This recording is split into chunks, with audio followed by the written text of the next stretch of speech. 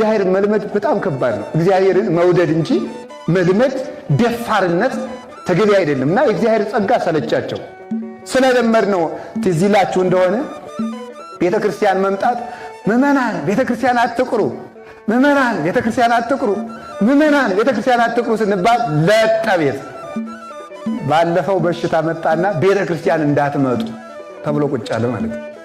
የለመድነው ነገር እንደ ዋዛ ያየነው ነገር ስንት ዋጋ እንዳስከፈለን አይታችሁታል።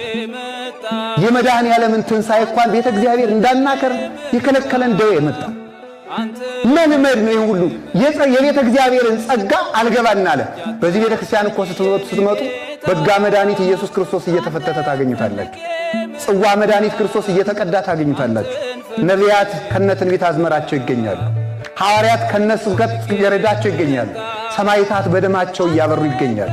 መነኮሳት ከቅድስና መዓዛቸው ጋር ይገኛሉ። መላእክት የቅድስና ማሕሌትን እያጎረፉት ይገኛሉ።